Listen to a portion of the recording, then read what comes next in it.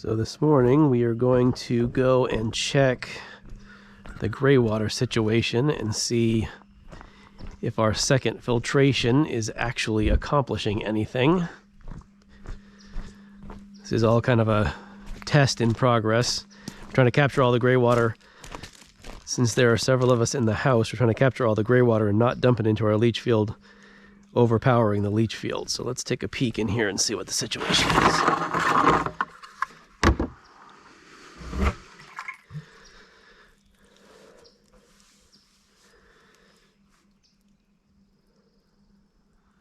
Okay. So just so everybody knows, this is, at the very bottom is a layer of stone, then charcoal, which we did ourselves, and then sand above that. This pipe actually extends all the way to the bottom, so as the level rises, that will force the water out, and you can see it drips out of here. I'm going to have to make a couple of adjustments in here. I'm going to pull off this elbow, mostly because I don't want it on there anymore. And we will let the system continue to run.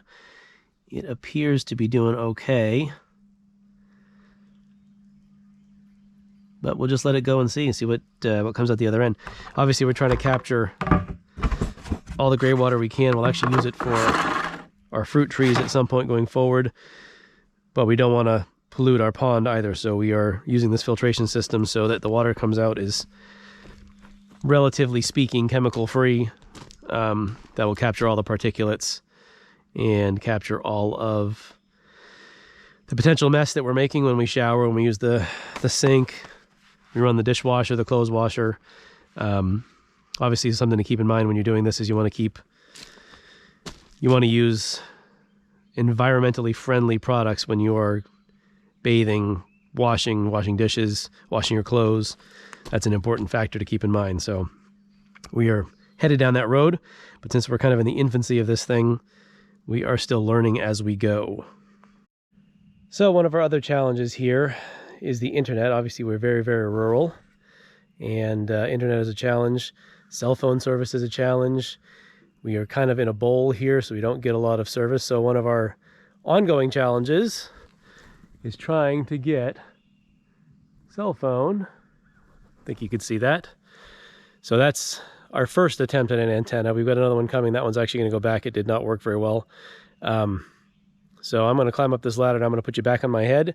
I'm climbing up the ladder, and I'm going to try not to fall from said ladder. Upwards and onwards, as they say. Yes, there he is, the helper of the day. He's going to make sure the ladder doesn't come crashing from underneath me here as I climb up.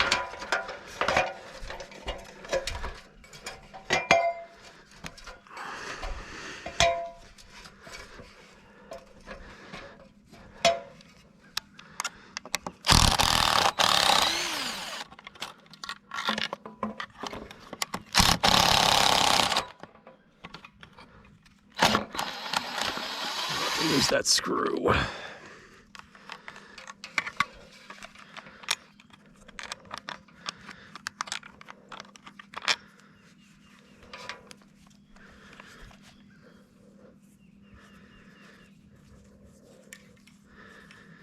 So we'll send this one back, and then we will get another one and make another attempt. I think I bought the one with the wrong bandwidth, so we're going to give it another shot.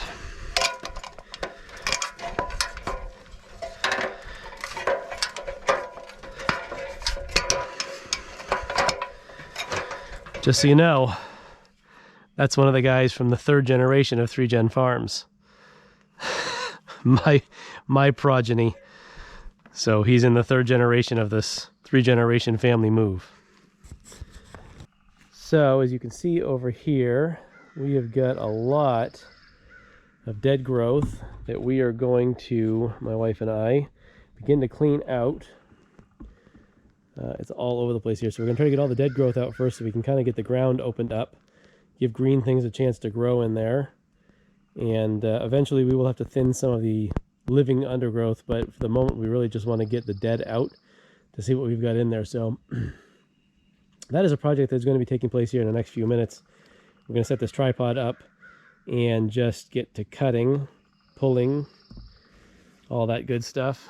But you can see huge amount of stuff over here. Really it's going to be a very beautiful area when it's all done. We don't want to take all the trees out because we have a road going up to our neighbor's house up at the top of the hill. But we do want to clean out all the undergrowth because we want to make sure, again, we want green to grow in here. We're going to have animals that are going to be grazing, so it's not just this area. We have area all around us here, up and behind us over here that you can't see in the camera right now, but there's huge sections over here. Same thing is going to happen over there. We're going to try to reclaim some of the undergrowth areas of the forest. So that is on today's agenda right at the moment. We're going to get set up so we can actually start pulling things out. Some has already been pulled out, but we are going to have to get ourselves in a little better situation here. We'll have to hook the trailer up and bring all the brush out. We're going to save a lot of this brush, and we're actually going to make biochar later on. So that will be someplace further down on the channel, I would imagine. I'll build a biochar. It won't be a kiln. It'll be a combination of things. It probably won't be the most efficient go the first time, but it'll be a good place to start. And so we'll talk that through about why we're doing it, what we're going to be using it for. I already showed you the gray water filter this morning. That is a big part of it because that will actually play into the filtration system. We actually made some char for that already, but we're going to make more. And of course, biochar in a garden full of all kinds of good nutrients left over by the charred wood. So we'll mix that in with our soil, and that will give our initial go, our raised beds, a good look. So anyways, that's the lay of the land for the moment, but we will come back. You beeped. Yep, let's go. I already recorded an opening. Okay. Just said this was our project for the day, to clear this underbrush. So what do you want me to do? So grab a rake. I'm going to trim a couple of branches that these are very pokey, right at eye level. So, grab that other, either the iron one or the regular one there, and I'm going to grab some of this big stuff. Yeah. So I guess really, I wouldn't worry about the very end because it looks like it's in pretty good shape. We can rake it with this flexible rake. Okay. But I think starting at this tree, these big trees right here, and from this corner on down, just bring it over to here. So starting like way up here, or I not think so much so? No, I think so. I wouldn't worry about the hill so much where the road is, but like just below where the hill meets the ground. I'm just gonna start by clearing it by hand over here. Do a lot of wood? Yeah. There it is.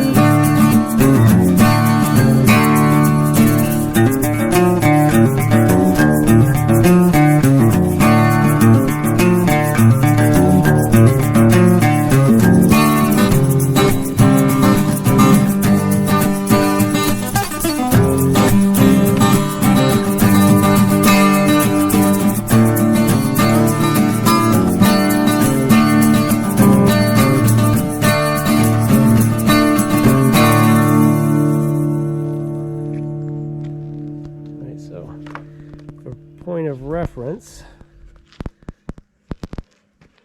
this is what we've covered today. Mostly Karen has done most of this work on her own. I've been messing with the chainsaw.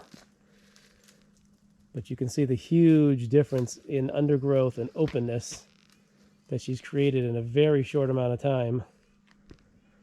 And how much easier it is to get through, how much cleaner it is. Just a much, much nicer venue.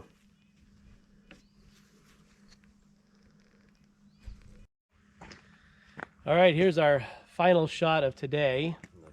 You can see, I'll give you the pan here so you can see where we started this morning, way over here, and the piles of brush, fallen debris, leaves. Give you kind of a pan view of how far we went. You can see where we stopped over there. There's a bunch of piles of brush still up in the woods, but there you go. Quite a big change from when we started this morning. All right, we're going to leave it at that.